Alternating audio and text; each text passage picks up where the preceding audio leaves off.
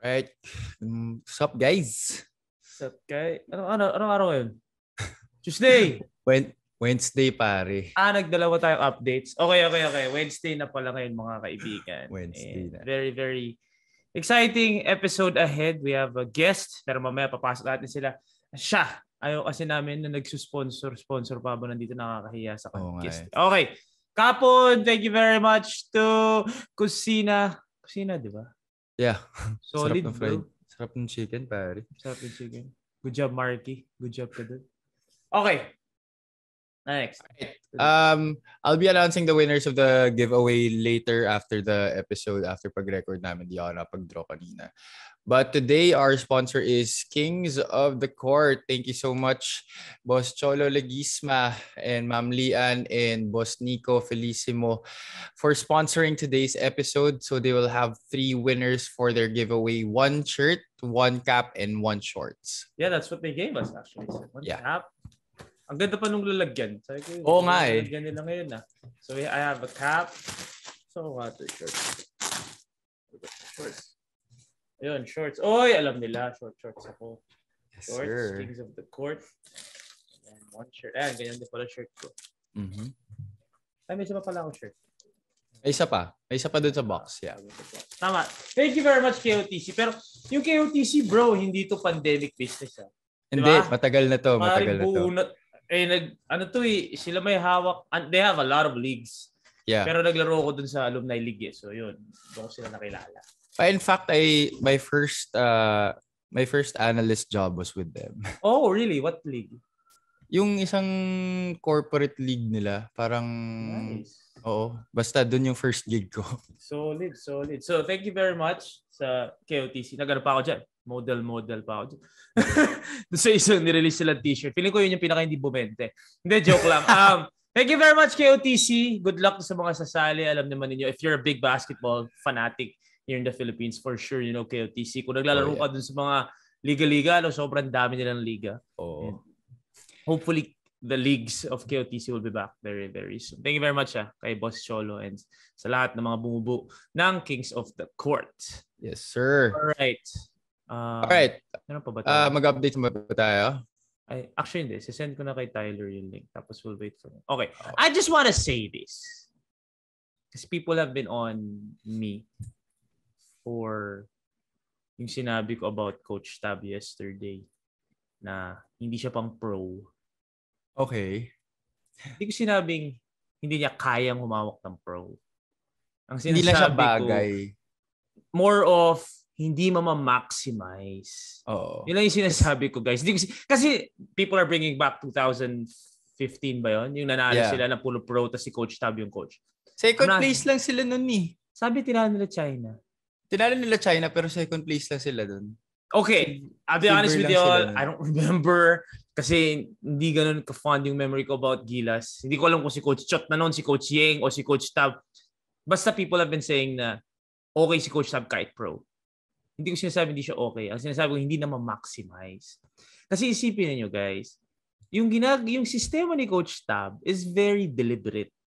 It's very hindi in for lack of a better term, hindi siya give it to your best player. Tapos dumiskart. You cannot, hindi ko pwedeng dumiskarte.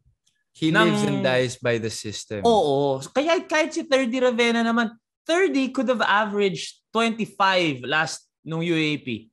Mm-hmm. In all those 3 years na nag-champion sila. 3 years, di ba? But he averaged 10, 11 points a game. Yun lang yung point ko. Sinasabi ko lang na for you to maximize Coach Tab Baldwin, yung sistema yung susundin mo. That's why Mike Nieto thrives in that. That's why Matt, Will Navarro, like system players na talagang na-master nila yung sistema ni Coach Tab. So, and also, with Coach Tab's system, medyo kailangan mo time to learn the system. Yeah, it's gonna really take time to learn the system. Kasi hindi, wala eh. Wala. And ang sinasabi ko lagi, bakit sinasabi ko na mas mama-maximize kung si Coach Chot, kung pros? Because when it's pros, you don't have the luxury of time. they're with their other teams and then they go to you for like 3 weeks. Practice kayo 3 weeks. I'm being nice pa nga. Usually 2 weeks lang yan eh. Tapos banat na. You can't learn Coach Tab's system in 2 weeks. Kaya gusto ni Coach Tab, longevity and consistency na ito yung inaaral ninyo. So, yun lang yung ibig ko sabihin. Because the dribble drive, complete opposite, pare. Aaralin mo lang yung spots. Yes. Aaralin mo yung saan ako pupunta pag dito dumrive si ganyan. Saan ako pupunta pag dito dumrive si ganyan. Tapos, skills mo na ngayon yung maglalaro. Plus, kilala mo naman yung teammates mo. Alam mo naman si Pogo yung shooter eh. Kumbaga, nakalaban mo lahat yan sa PBA. Alam mo naman si Jason Castro magaling dumrive eh. So, yun yung ibig ko sabihin. I'm not saying hindi kaya ni Coach Tab ang pros. What I'm saying is, you can't maximize the system if that's the situation that you put Coach Tab in. Coach Chot, kaya ni Coach Chot yun. But at the same time, sabi ko nga, pros and cons yan eh. Coach Tab made Mike Nieto a way better player than we all expected. Like Mike Nieto is wow, di ba? Nung naggila siya, wow, ang galing ni Mike Nieto. Na-maximize ni Coach Tab yun. Jason Castro became the best point guard in Asia because of Coach Chot. So talagang may pros and cons yan. So for me talaga, you just have to appreciate both coaches and what they do. So yun lang naman. Kasi put Mike Nieto in a dribble drive. Di ba? Parang ma-maximize mo ba si Mike? Hindi. Put Jason Castro in a more deliberate offense na wala siyang freedom to do what he wants. Di ganun din. So you all have to understand. It's more of looking at the players that you want on your team. Oo. Kumbaga, ibabagay. Ibabagay mo. Yung sistema, syempre, hanap ka ng players na babagay doon sa sistema mo. Oo. Hindi ko sinasabing hindi magaling si Coach Tab kung pro yung mga players niya. Ang sinasabi ko lang, maximize ba niya si Terence Romeo kung ganun yung opensa?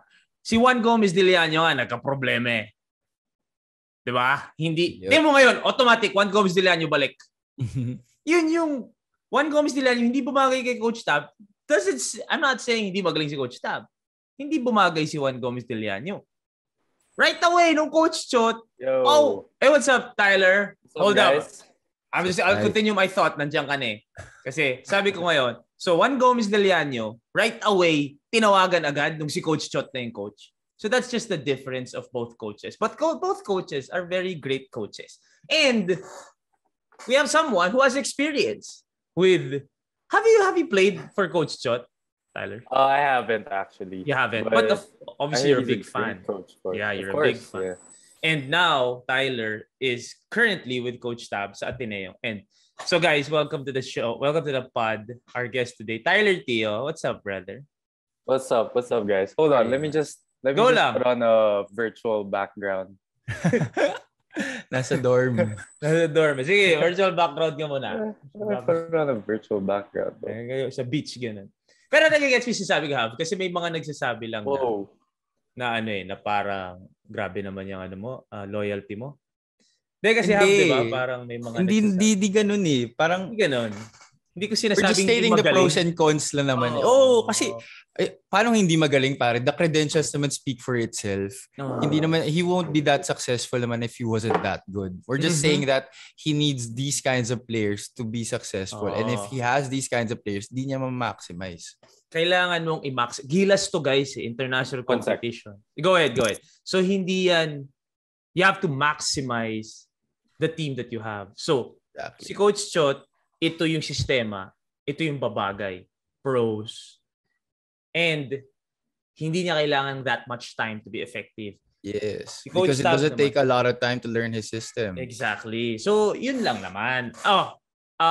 Plus, what I heard, this is chismis. Chismis, Disclaimer, chismis. Actually, nabasa naman natin eh. So, majority would be TNT players. Yeah. And you cannot blame Coach Chot. People are like, eto na naman po tayo. You cannot blame Coach Chot kasi ano gagawin ko? Ilang linggo na lang. It's the same thing that happened with the Asian Games before with Coach Yim. With Coach Yim. Alam mo, ito muna. What I can't understand is, guys, di ba TNT champion? Oo nga. Diba so Coach Chot, they're the best team in the league. Isn't Coach Chot technically on top of the mountain as of the moment? Until someone knocks him out of that mountain, he's on top of that mountain. So why are we surprised that Coach Chot The same as Monty Williams, the coach ng West. Mm-hmm. Kasi siya yung top of the mountain. So now, Coach Chot is top of the mountain. And his team is on top of the mountain. So why are we surprised na marami kukunin sa TNT? Yun nga eh. Like, even if... Why would you veer away from the people who you're familiar with, who are familiar with your system? Exactly. So Coach Chot doesn't have the luxury of time, so he will stick with his old reliables. And his old reliables aren't politika. Kahit sino coach, kukunin naman si Troy Rosario, tsaka si R.R. Pogoy, tsaka si Jason Castro eh. Diba? And Poy Eram. Diba? So, I don't know why. Plus, what I heard lang is may TNT tapos yung mga natira sa Gilas pool. Wala na si Ray, wala na si Mike, wala na si Matt. It's gonna be si Will. It's gonna be Will, Chadi, JD Tongkab, and Ange. Ange, and then Juan. Yes, and then Juan. Okay? So, Ange is still the import. And I'm excited to... Ange is super great, we all know what Ange can do in that Tab Baldwin system, lalo na na-memorize na niya yun. But I'm also excited to see him in a dribble drive offense na bibigyan siya ng freedom. Kasi magaling naman si Ange. Pinagaling ni Coach Tab, actually. Especially now na lumaki na yung arsenal niya. Lumaki na yung arsenal niya, di ba? And now he's gonna have the freedom to do that. Okay, so we're here with Tyler. Okay ka na, Tyler? Yep. Sorry about that. No, all good. Okay, we're here with Tyler and kami ni Javi, when we talk Coach Tab, ano na ba naman ang alam namin? alam namin from the outside lang naman. So now we have Tyler Teo. And by the way, when I texted Tyler, sobrang ano pa ako kasi, lalaro pa ba si Tyler? Kasi hindi ko na talaga alam yung landscape ng UAAP, bro. Like, I don't know who's graduated. I don't know who's still there. So, Tyler, you told me that you're still gonna play in the UAAP for Ateneo. And how excited are you? And what's the feeling of resting, but still knowing that you're still gonna play for your alma mater? Actually, I was like you. I wasn't sure if I was gonna come back to play because I already graduated. So now I'm about to take up masters, and that was never part of my plans. But because of the pandemic, here we are. Obviously, super excited to be back. I just want the season to start because it's been 2 years, no basketball for guys like me. I think we were one of the most affected ones because we didn't really have any platform, to showcase what we can do, to get better, get more exposure. Unlike some of my teammates, they had Gilas, right? So they were lucky. They were one of the lucky few. But guys from other schools who are graduating, even high school guys who are about to go to college, those guys are super affected. So I just hope that we can get the season to push through. What was that decision like? What were the factors that you considered about kumbaga, if I would stay, if I would go to a different country, let's face it, yun naman ang uso ngayon, if I would go to a different country or if I would enter the draft now, what was that decision like? What were the factors? Well, first, wala akong offers to go abroad, so that's one factor. Madali ang konti. Yeah, if I did, probably on the top of the list. But on a more serious note, I wanted to be more prepared for the pro game. I felt like I needed more exposure. I needed more games under my belt in order to become a better player and also show what I can do to the coaches and the teams. And yeah, I felt like this was a great year for me to do that because obviously Matt graduated, 30, Adrian, Isaac, pretty much almost our entire starting five, Mike. So yeah, I think that was a huge factor for me in staying also because I wanted to be able to show what I could do. Okay. So now that you have that responsibility with a lot of the seniors graduating, a lot of the starters graduating, how are you preparing for that role? How are you preparing for that responsibility? I think it starts off the court because as a veteran, you need to be an example to the younger guys. So yeah, I think it starts off the court, just being more vocal, trying to get the team together. Just being an example, not just on the court, but also, in terms of academics, stuff like that. In Ateneo, you don't take that stuff lightly. So if you fail, di ka tayo makakalaro. So you have to take that seriously. And yeah, I guess just being an example. I don't know where to start because Tyler already has a lot of hats. So he's obviously a player. He's also an analyst. Diba? He's also an analyst. He's also a basketball personality. So before we go back to the UAP, dun muna tayo, let's talk about the development with the whole Gilas thing, because I know, of course, you're a fan of Coach Chot. You play for Coach Tab. You're a fan of the pros playing, the amateurs playing. So, what was your immediate reaction or what when you saw it? Parang ano yung una mong, uy, but ano nangyari?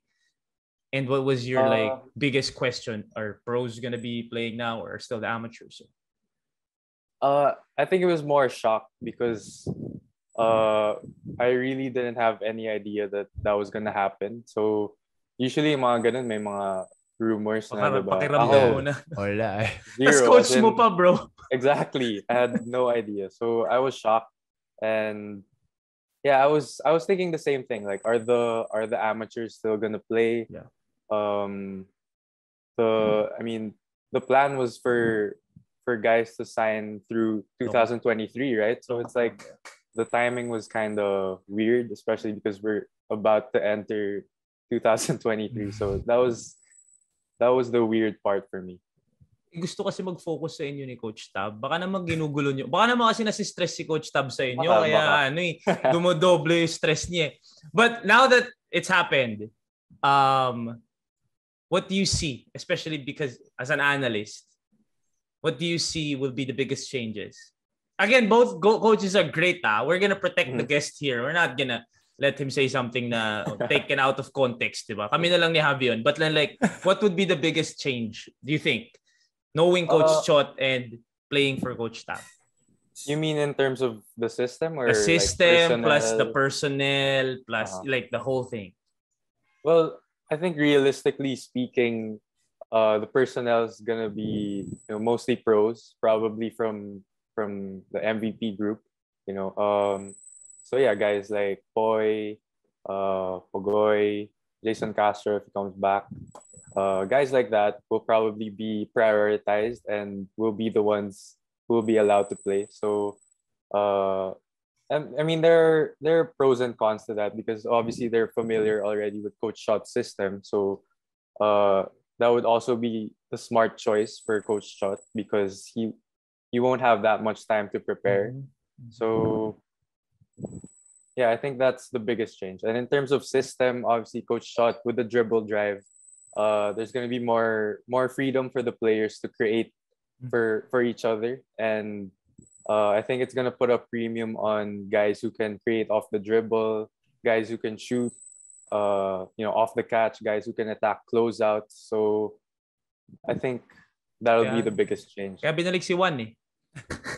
Yeah. But Tyler, playing for Coach Tab, how do you think? Because Mikey and I were talking about it earlier when you were still off. How do you think if Coach Tab were to handle pros? Because people are giving Mikey shit about... Okay. Explain mo natin kay Coach, kay Tyler.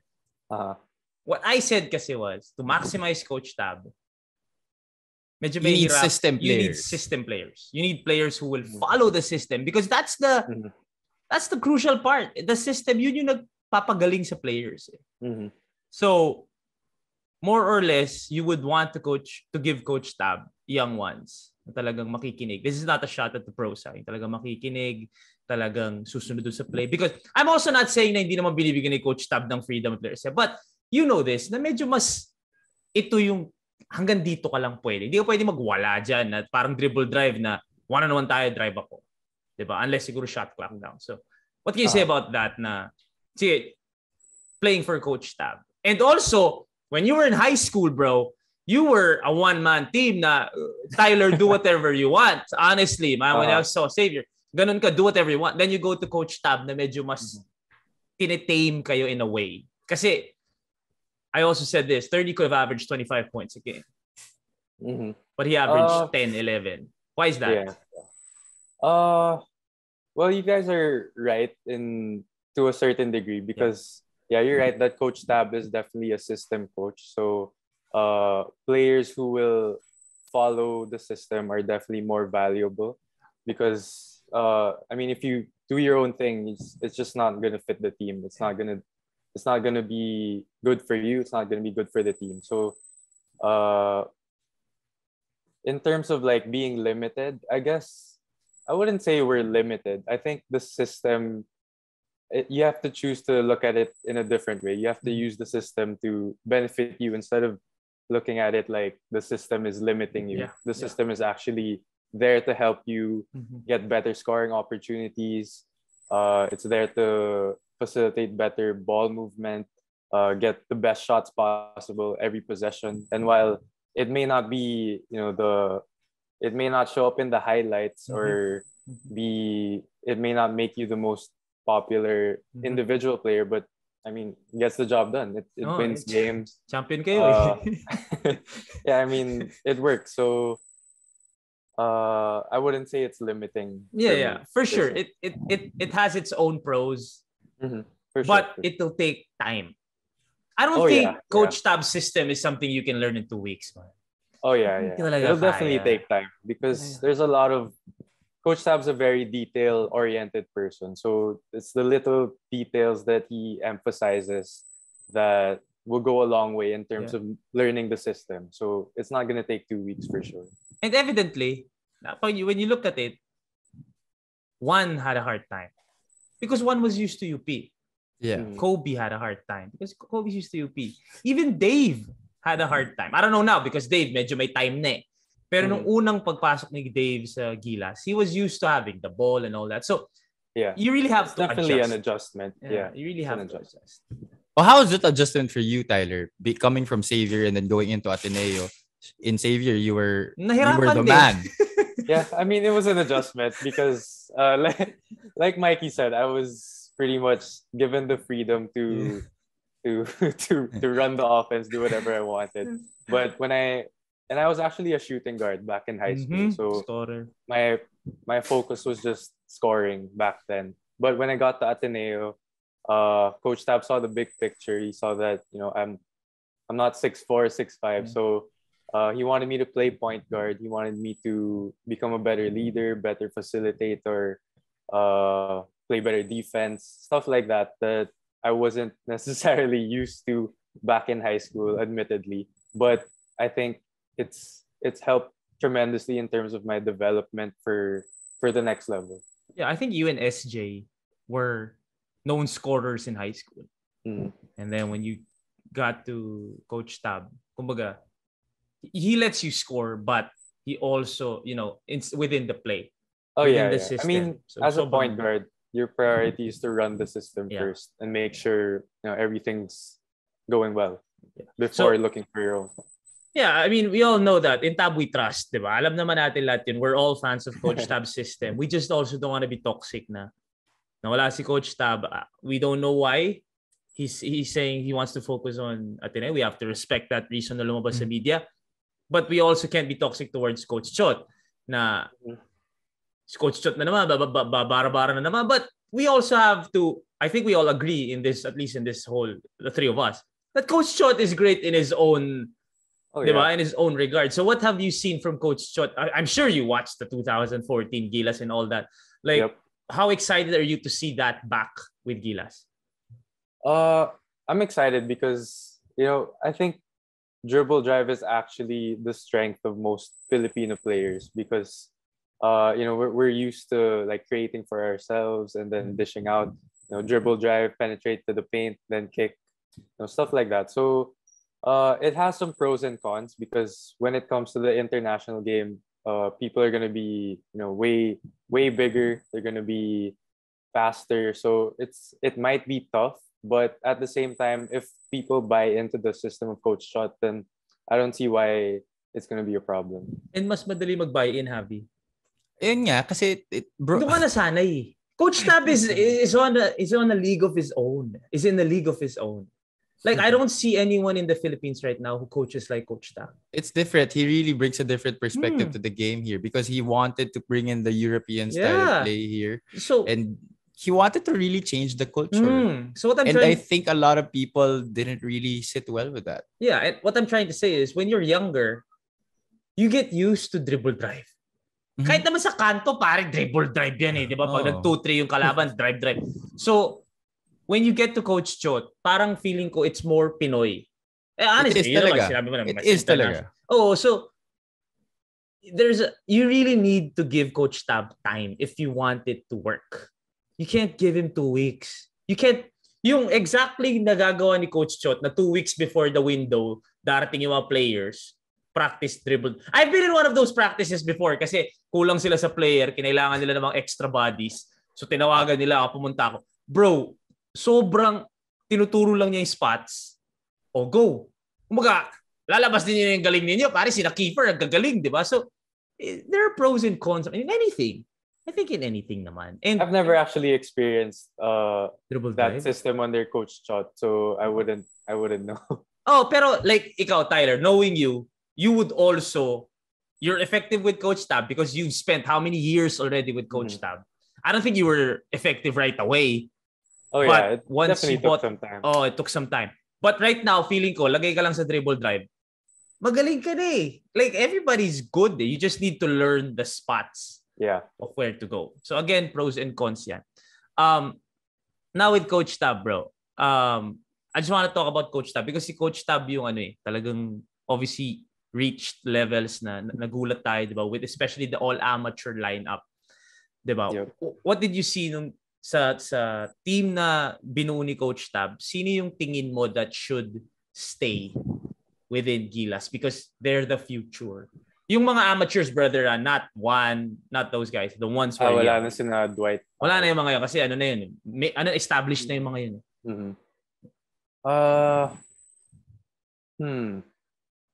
Well, definitely Ange because he's the import. Yeah. That's a given. He's the anchor on defense. I think crucial CSJ because he's the lead guard. So it's important that the system of Coach Tab starts with SJ. So if he's able to dictate the tempo that Coach Tab wants, then which he already knows how to do, then I think that'll be a big help. I mean now with Coach Chot. Who do you think? With Coach Chot. Yung i-retain ni Coach Chot. Kasi we said it yesterday that I don't think you can go all pro naman. Like kailangan may bata ka pa din to look into the future. And I think Coach Chot will do that naman. Who do you think yung pwede? Pwede si SJ for Pwede sure. Si SJ. I mean, he's a dribble drive guy. Who else? I think RJ would be. Or RJ would be a great option as well. Isa pa yun eh. Dribble drive. I trained with RJ sa Better Basketball. Guy is good. He's got a lot of stuff in his bag, man. Yun ang pang dribble drive, bro.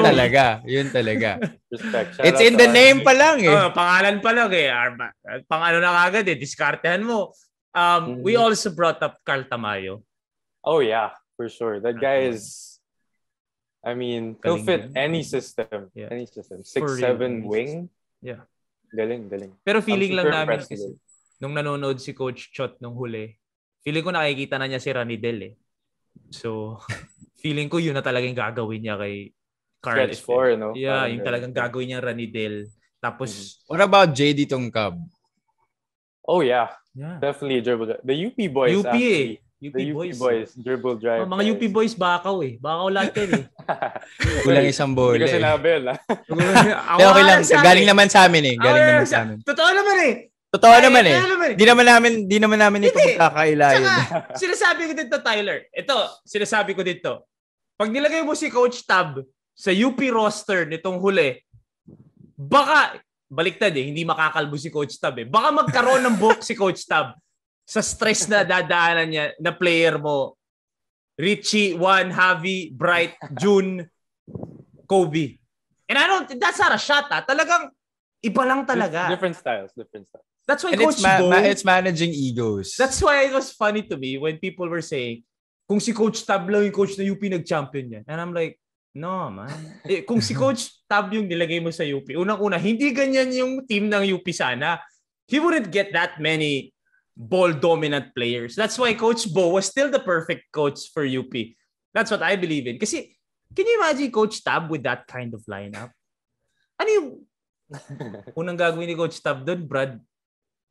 tatanggalin na muna niya yung mga hindi ka susunod, tanggal ka muna. Tapos kukuha siya ng mabubuo niya talaga. So, I don't see it. But now, Coach, Juan, right away, pauwi na si Juan eh. Kasi dribble drive back, uwi na ako. So, uwi na kay si Juan for Gilas, di ba? So, that's definitely Juan's system. Right? So, the UP boys, feeling ko, bagay talaga. Bagay talaga. Sure. Bagay talaga. Terrence would be perfect for Coach. Oh, yeah. I think Terrence. I think he should be on the team talaga. What I heard, okay, Tyler and Javi, what I heard, 5 players TNT. 5 lang. 5 lang. 5 players Bata. And then the 2? The 2, I don't know. That's why I'm asking you right now. 5 players TNT. Ito na din, chismis lang ito mga kaibigan na huwag kayo magsisimula ng ano. 5 players TNT. Okay. RR, Hoy, sure. Troy, Jason. Bawal si Mikey. So who's the 5th one? I think my pick is MGR. Oh yeah. Oh really? That's my pick. Or are you gonna go Kib? I'm going MGR. I'm going MGR. Depends. Because first of all, MGR already played. He has experience, right? He has experience MGR, with Coach Choi. So MGR. Kasi yun na lang eh. Good pick, you can't play Mikey. Yeah. Yun na lang. Yung iba, mga Dakuri Mouse. Yeah, and with all due respect to Kim, but MGR has more. Tsaka yung contribute length, more. The length, the athleticism. Yeah. Okay. 5 young ones. 1, Ange, JD. Carl. Hindi, wala na si Carl. Pwede ba si Carl? Parang hindi pwede si Carl kasi ayaw nga pala, hindi pala pwede. Sino ba yung sinabi mo kanina? Si Rangel. Si Chadi. Si Chadi. Tsaka si Will. Will Navarro. Ayun. May dalawa pa. Wala na iba eh. So maglalaro rin si UAP rin si Anja. Pahiram nyo naman. Pahiram nyo naman si Ange. Tyler, would you know? Would you know if pwede ba?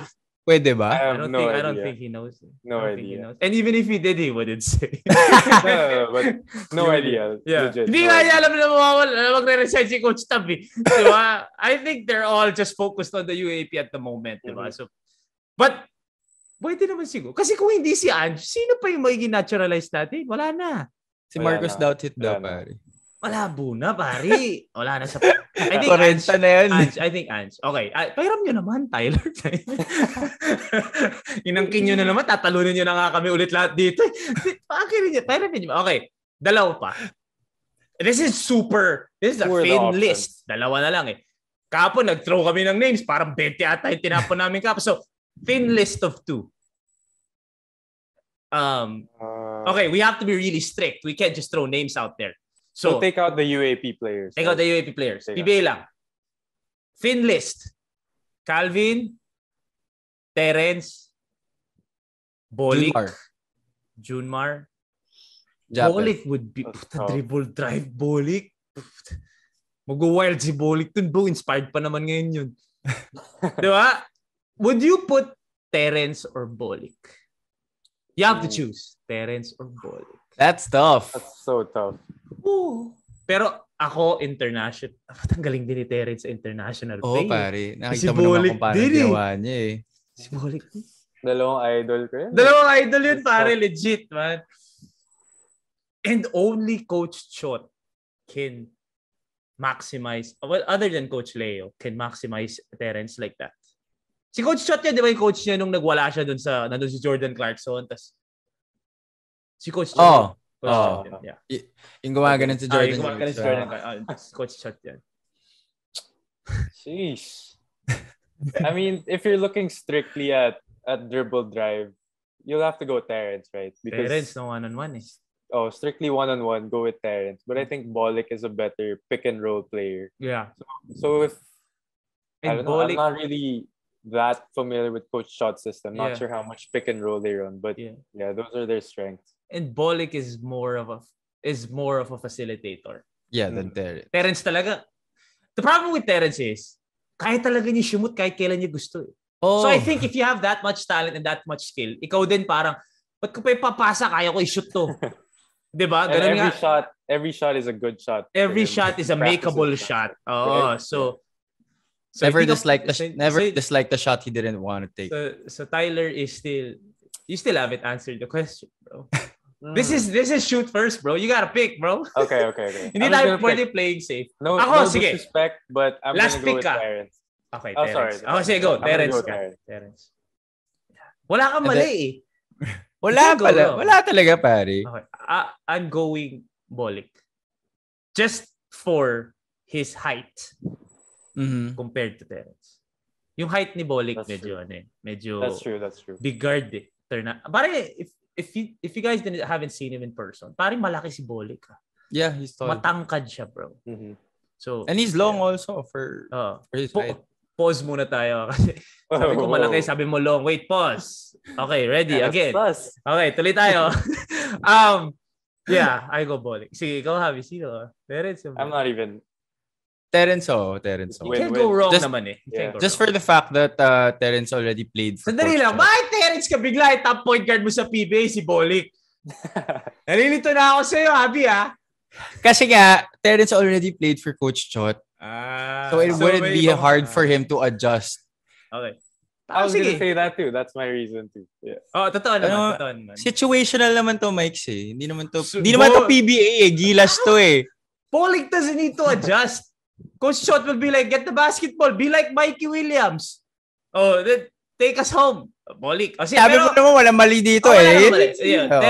Terrence could do the same thing naman. Okay, so we go Terrence. Majority, we go Terrence as the 11th guy. Oh, the last one. Throw names out. I'm throwing Calvin Abueva in the mix. Okay. Do we have a big? Poy Troy. Poy Troy. I'm going Junmar. I'm going Calvin, bro. Walang Calvin sa TNT. Yeah, but we're gonna go small ball all the way. Dribble drive. It's gonna be Ange and Poy at the 5. Bagay ba si Junmar sa dribble drive? Di ba hindi nga niya gagamit si Junmar kasi dribble drive? Actually. Di ba? May time people were hating on Coach Chot kasi di niya ginagamit si Junmar, but people don't understand. How can you put Junmar in dribble drive? That's why Poy. Japeth could be. Yeah. Japeth would be a better option than Junmar. So is it between Japeth and Calvin? Yeah. But I think Japeth has the edge because he's taller. But Calvin has to go Japeth. Calvin has the edge because he's puso. Yeah. He's Mark Pingris. That's true. Technically, he's gonna be Mark Pingris in that team. That's tough. Saka walang Abueva sa token text unang-una. Obviously, walang Abueva doon sa mga bata. But Japeth also, there's also iba pa rin yung 6'10", athletic. No, I think na naman ako na majority wins na naman ako lang. Okay, so Terrence and Japeth. So that's our 12. Because technically nabigay naman na yung 10.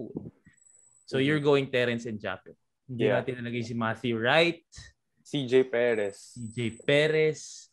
Ang dami natin hindi nalagay. Bro, ang hirap naman kasi pag dalawa lang pagpipilian mo. Dalawa lang eh. Ang dami ng listahan. Na-justify naman. Feeling ko na-justify naman. Na-justify. I don't think naman you could go wrong with any of the players there on the list that we had. We're just having fun with it. For sure. We're just having fun with it. Okay. That's for the Gilas talk. Let's go UAAP, bro, because we've been saying for years. Malapit na UAAP. Okay. Ilang beses na natin sinabi, malapit na UAAP. Sa ano na yan? Okay. From what I've heard, March.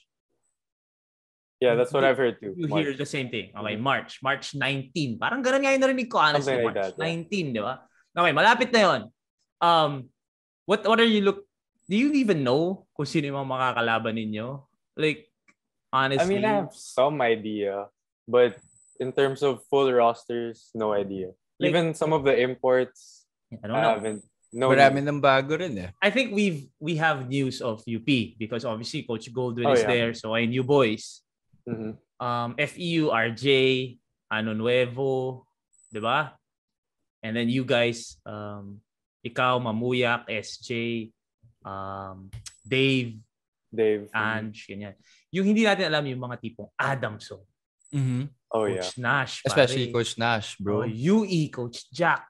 Di natin alam sino yung players ni Coach Jack.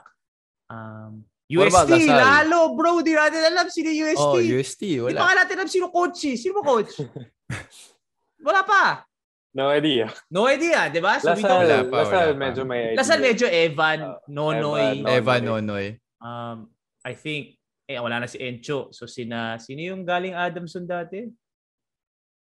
Oh, basta. Sina Lohera. Oh, si Kurt Tama, Lohera. sina Lohera, ganyan. Okay. So, how do you prepare for that? Like, how do you prepare not knowing? Kasi malabo pang magka-preseason. How do you prepare in general?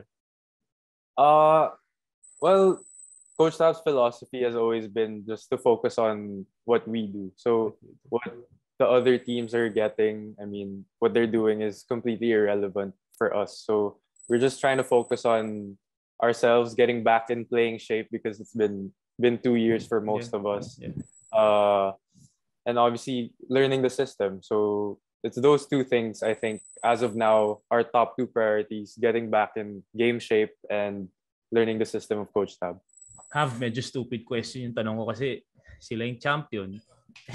Sila yung favorites. Dapat pala sa ibang team, ibang player ko tinanong yun. How do you prepare for Ateneo? Dapat pala gano'n. Babalik ta rin ko, Javi, before your question. If you were in a different team, how will you beat Ateneo? Wag naman. Baka malaglag naman. Mahirap yun. Malalaglag pala sila. Malalaglag pala sila, pare. Pero in private, magandang tanong yun. How do you beat Ateneo? Coming from an Ateneo player. Sorry mga kaibigan, pero baka magalit si Coach. Either, but... Seryoso, ikaw, in all honesty, hindi mo din alam paano? I mean... Paano nga ba, bro? Kasi may edge ka sa ilalim. Like... It's tough. Minsan, pare, obviously, this year is completely different from the past 3 years. Yeah, because a lot of players wala na. Yeah, we're not champs. We're not champs. It's a completely different team. So knowing that and then laying all down like that, you would think that you guys are still not the favorites this year? Yeah, we don't think about that. I mean, we think about it. We think about it. Every other fan thinks about it. We try our best not to think about that because that's what's gonna ultimately bite us back. Yeah. If we do think about that. Right? Well, every Atenean that I've talked to, that's what they always say. Even nung 16-0 sila. Oh yeah. Every game they don't think about being the favorites. And bro, ang lakas nila noon. Obviously it's human nature that it creeps up. I mean, you obviously think about it, but we try our best to fight that urge to think that, you know. But y'all are still the favorites. Sino ba mga bago? From what you know. I don't know if you've started practice na, but from what you know, sino yung mga bago? Dave for sure. Chris Kuhn. Yun ba yung big man? Ay, Chris Kuhn. 3-4. He's not an import. He's not. Phil-Am. Okay, so Kuhn. So Kuhn will be Gomez. More or less William Navarro. Yeah, very similar. Yeah. Sino yung isa, brother? Left-handed guy. Gab Gomez from Italy. Ooh. Guard naman, shooter. United Nations na kayo? Sino pa? From Italy, pero Pinoy na Pinoy. Pinoy na Pinoy. As in, yeah. Okay. Sino pa ba? Guys from Glory B. So guys like Inan, Cornelius. Animo Lasal. Sino pa ba? From Glory B. Okay. Sino pa mga Jacob Glory Lau. yung kapatid ni Dwight. Ayun, Eli. Eli is there. How good is Eli? Sorry. Just stick there. Like, obviously, he's always compared to his brother. Pero, may angas din, bro, pag nakikita ko eh. Yeah. I mean, that's an unfair comparison. Oo naman. Dwight is like, I mean, he's... Tsaka mas bata naman to, di ba? Yeah. By like 3 years? 2 years, 3 years. So, pero magaling din eh. Magaling. Tsaka pogi din. Magkakagulo din yung mga fans niya. Pogi din. Okay, sino ba bago? Sino na lang kayo natirang seniors? Seniors, me, Mamu, BJ Andrade, Jolo, Mendoza. Jolo's coming back. Rafi's coming back. Okay. Ange, SJ. Ange. Well, yun, us 5. We're the oldest guys on the team. Okay. Tapos yun, sina Ange, SJ, Jason Credo, pa ba?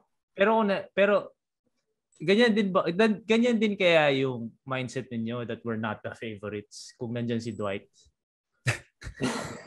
Obviously, he would have been a big help. But, bro, what would have... Dwight. Nakapractice mo si Dwight even before the pandemic. Anong gagawin ni Dwight sa UAAP, bro? If Dwight was in the UAAP? Bro, legit. Iba yun, bro. Tough to predict because if you look at Dwight's game, he's very...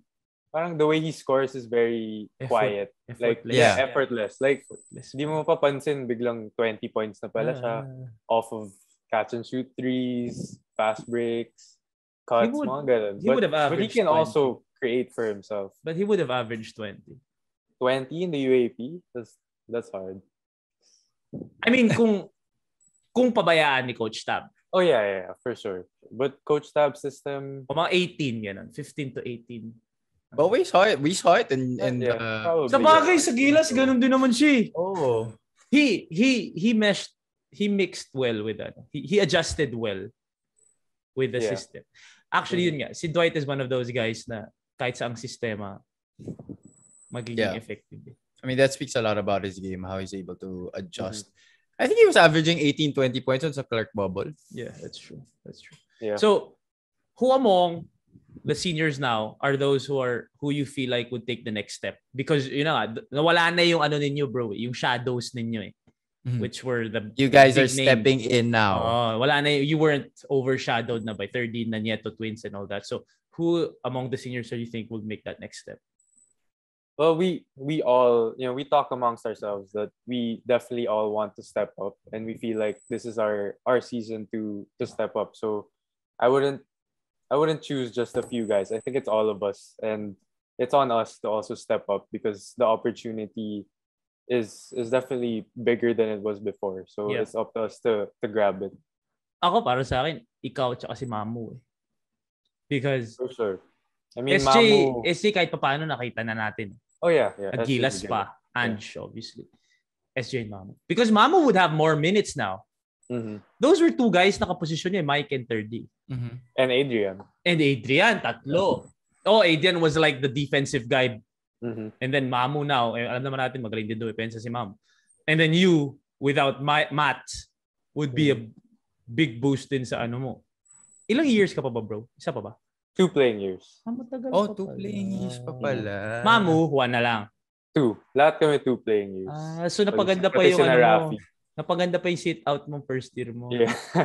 Yep. Sinong team nung first year mo? First year. You would have. That was the year we lost to LaSalle in the You would have. Well, they lost to LaSalle. Coach Bo ba yun? Coach Tab. First year ni Coach Tab. So that was sina 30 pa rin. 30. Si Ike. G-Boy, Babylonia. Napaganda pa yung ano mo, sit out. Paganda. Si Jolo, how do you think Jolo would perform in this coming season? Because we all know Jolo was great in the high school ranks and medyo he was in the shadows of a lot of players during his college career. But now, you guys are the seniors now. How do you think Jolo would be able to perform this season?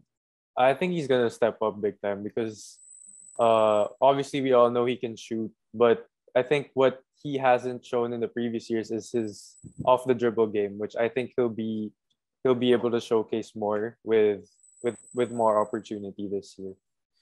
Bro, magaling yung Jolo. Bro. Kasi what He's we do hooper, man. Yeah, bro, what we do with Shoot First is, di ba, we post highlights. Mm-hmm. So technically, I edit guys, nangyari si Jolo. Like, hindi ko naman talaga siya like, alam ko magaling siya, pero hindi mo naman talaga mapapansin because of all the superstars in Ateneo nung nandun siya. But when you see his highlights, bro, makikita mo talaga, even Tyler, makikita mo talaga na, bro, pwede to eh. Bakit hindi lang nagagamit? He's good, bro. He's good. Pareho sila actually. Like, when I edited your videos, parang, meron silang galaw na hindi lang talaga consistently nagagawa because hindi rin consistent. They're not given at the time. Oh, so now, I feel like, favorites pa rin kayo? I mean, as a player, opportunity is everything, and playing time is everything for sure. Yeah. Thank you. So given that thought, Tyler, what is your opinion on on the B-League imports. Yung mga di ginagamit and stuff like As that. an analyst to. As an analyst, Tyler. As an analyst,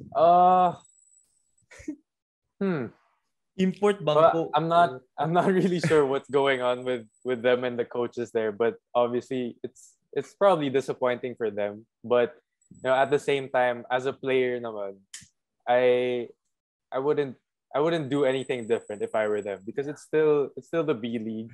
I mean, let's face it, you're still getting paid big bucks. You're living in a different country. And from what I hear, free accommodation. Free everything, bro. Free May everything. kotse I mean, pa. Like, technically, take home mo yung sweldo mo pa. Who wouldn't do that, right? I mean, plus you get to learn from other players, different cultures. Yeah. So, I mean, I think it's still a win for them, even if they don't get as much playing time as they want. Well, the bag is a win, bro. The bag is a win. The bag is a win. Who would say no to that? Tapos libre lahat, bro. From what I've heard, man, may kotse ka, may meal allowance may bahay ka, may meal. Like yung That's sweldo mo crazy. take home. Oo, literal. Literal kung hindi ka bumili, kasi si Thirdy mabili ng damit. Kung hindi ka bumili ng kahit ano, uuwi mo literal yung sweldo mo. Yep. I mean, that's what most players in college are working for, right? I mean, we want to get to that level so we can get that bag, help our families. Sana nag-UP ka para may bag. Joke lang! Oh boy. Joke lang! Oh boy. Sana nag-UP ka kung gusto mo ng bag. Doon may bag ngayon pa lang. May bag doon ngayon, pare. Ang mga nababalita ako, para wow! Okay.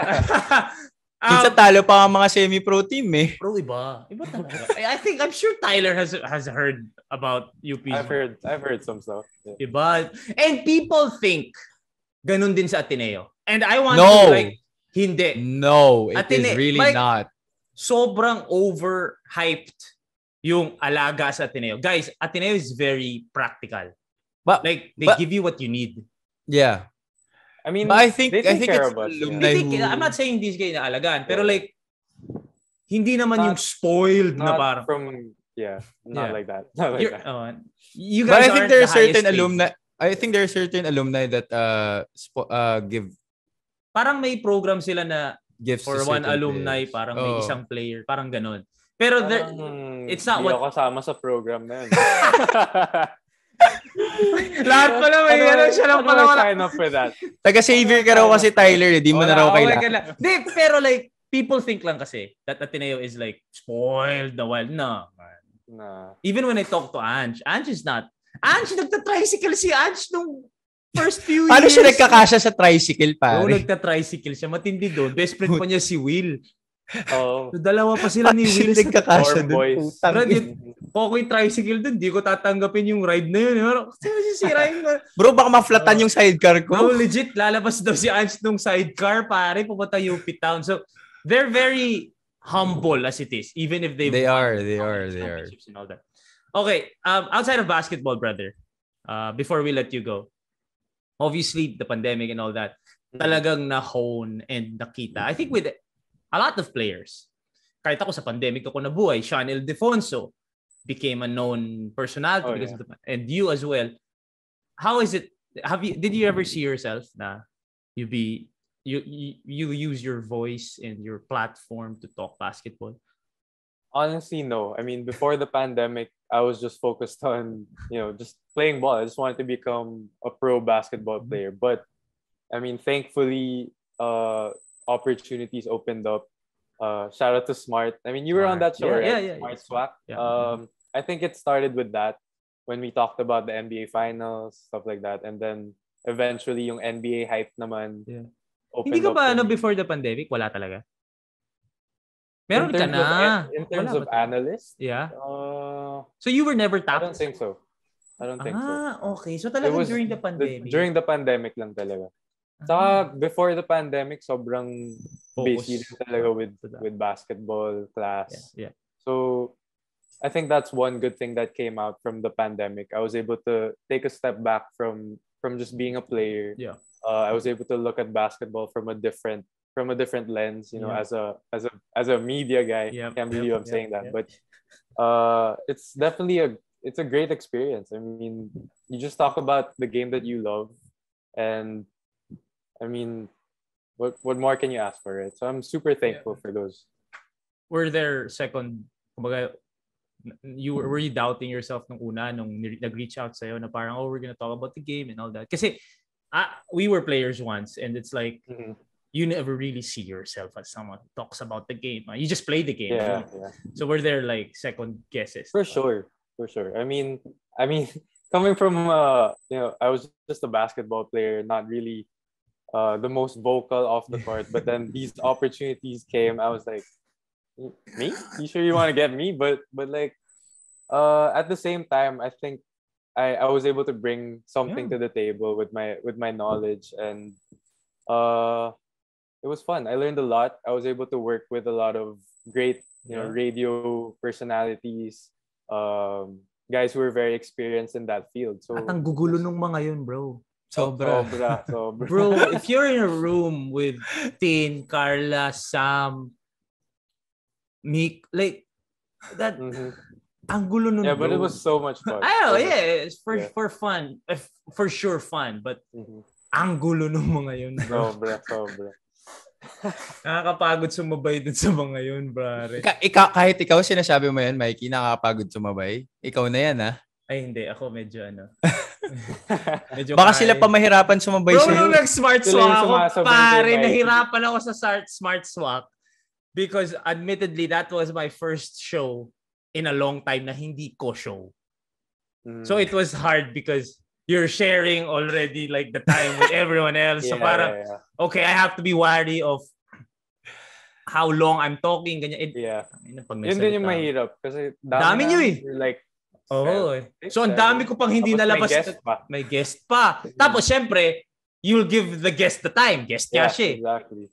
So medyo, may times talaga feeling ko kung co-host ka doon parang nanonood ka na lang. yeah. That's true. Pero nag-NBA hype pa. Bro, kung NBA topics, si Tyler dapat. Yun na nga Let's throw some NBA topics. Tyler's way. For sure. Kami kasi hindi ka poster lang kami. Eto. One of the most controversial topics right now. What's your opinion about the Lakers? Should they trade Westbrook or should they let him stay? Honestly, I think keep Westbrook because what's their only option? John Wall? I think that's the only realistic option. I mean, Skip Bayless was saying that they should trade for John Wall. I mean, would you rather have John Wall coming off? He's been out for 2 years, right? Saka hindi mo alam kung gaano kagaling si John Wall. Saka parang Westbrook din yung game niya, diba? Saka gumagaling na si Westbrook ngayon. Yeah. I don't think it's fair that Westbrook gets all the blame. I think, first of all, the Lakers are just really old. So the expectations that everyone put on them is a bit unfair, in my opinion. And AD's been injured for most of the season. So if anything, bro, I think mas AD's to blame. Well, not really to blame because hindi naman niya control eh. It's the circumstance that happened to him. Bro, like, kawawa naman si Westbrook. I'm sure naman na if he wasn't injured for that long, and sa Big 3 ba nila, sino ba yung nasa prime? Exactly. AD naman eh. Hindi naman si Russ. 2-3 years ago, people were saying AD's gonna take the torch over from the league. LeBron, right? Over the league. Over the league. Yeah. And now LeBron's still doing 29 a game. Yeah, LeBron shouldn't be average that much. I think it should be AD's time now. Okay. One more NBA question. What do you think about that? What will you do about if you're gonna do something about the voting? What are your thoughts about Andrew Wiggins being in the starting lineup, bro? Are you gonna change the voting or do you agree with it? I mean, the All-Star game is also for the fans too. So you can't, in my opinion, you can't take out that aspect of it. You can't take out the fans' vote. But at the same time, how do you get more balance to make it fair for the players? This is what I proposed. In-email ko si Adam Silver. Sabi ko ganito dapat yan, Brad. What I proposed was there should be a short list. Yeah. Okay. Kumbaga, the short list will come from maybe coaches or maybe NBA itself. You can't vote naman. You can't vote naman for Jaja Pachulia. Yeah. So, merong short list. Kasi yung players din medyo nanggagago din minsan eh. Oh, tsaka binoboto nila yung teammate nila. And minsan they can vote for themselves, even yung mga bangko. Kunyari nga, mang-titrip ka. Kunyari ikaw, Tyler, sa team ninyo, meron kayo yung pinaka-rookie ninyo. Boto ka namin, Brad. Diba? Pwede ka mang gago eh. So, from what I think, may short list lang of the people that you can vote for. And then, kung sino man yung manalo doon, di wala ka ng reklamo because that's the short list. So, yun lang yung nakikita kong pwedeng balance na merong engagement but at the same time, realistic naman tayo. Na ano. So, you don't agree with the current the starters. Would you change anyone? And if you would, sino? Probably Wiggins. For who? Probably Wiggins. Sino ba mga bigyan natin ng choices tayo? Gobert, Draymond, front court kasi. So, Ayton, D-Book and CP can't be there because backcourt sila eh. Backcourt I sila. would go Gobert. Gobert, no? Gobert, yeah. Saka walang Utah eh. Wala, pare. Wala. And they're still up there solid, in the standings. So they're one of the top teams in the West. Gotta put one of them at least. Yeah. Okay, but do you think that Wiggins deserves that All-Star nod, even if it wasn't a starter? That's tough. All-Star nod. Yeah. All-Star nod, maybe borderline, but there's a lot of different guys that are averaging way better numbers too. But the fact that the Warriors are winning, I guess, is a huge factor. I mean, but he's averaging what, 18-4. Yeah, not really putting up spectacular numbers, but he's a big part of the system of the rotation of Steve Kerr. He is, but 19, he's like 19.4, fourth best player on the Warriors. So I don't know. He's a great player, but All-Star, maybe All-Star not. Maybe not this year. Ano siya? 18.3. And at saka they're saying that the reason why he didn't do good in Minnesota is because he cannot take being the top player. He's not a franchise player, bro. But he can be the third, fourth best player on the team, and he can thrive. He's the perfect. I don't want to say Scottie Pippen. Complimentary guy. Kasi Scottie Pippen second pa eh. Mga Dennis Rodman, Derek Fisher, ganon. He's not Kobe nor Pau Gasol. Yeah, for sure. So, yun dalawang yun. Tama. So, now, Tyler, you're focused on obviously the game. Would you continue kung kaya ng schedule? With hosting. With outside of pass as a player. Kung kaya ng schedule, for sure, yes. But sayang, bro eh. Unrealistic with the UAP. Tapos nag-aaral ka pa. Yeah. Hadlang yung pag-aaral kasi, bro. Oo. Hadlang yan sa pagbabasketball. Ayoko na. Bro, ano ka ba?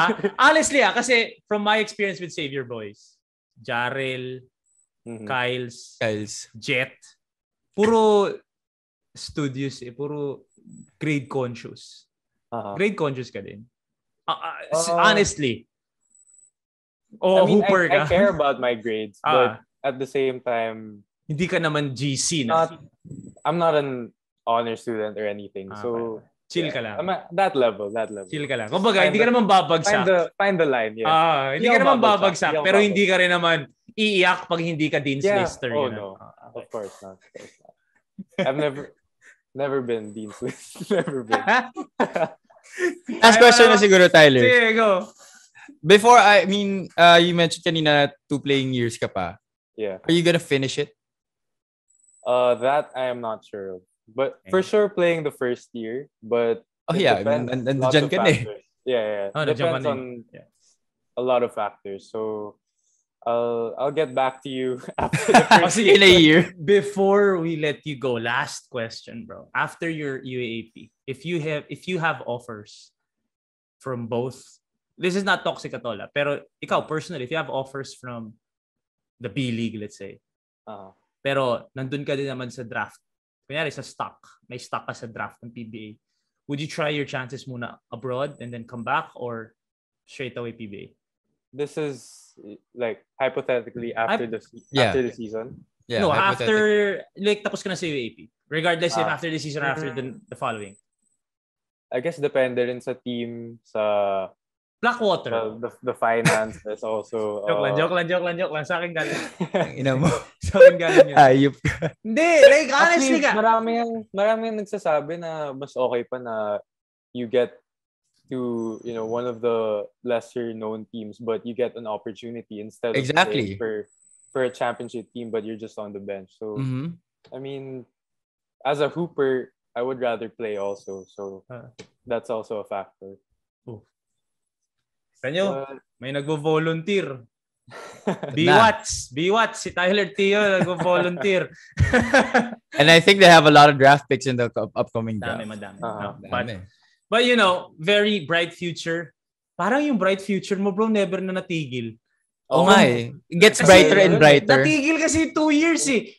Brad, lagi siyang bright future. From rookie hanggang nung natapos yung UAP. Uy, bright. Hanggang ngayon, 2022 na bright future pa rin si Tyler. Pero, man, 2 more years left and we expect you guys, all of you guys to step up, especially with that system.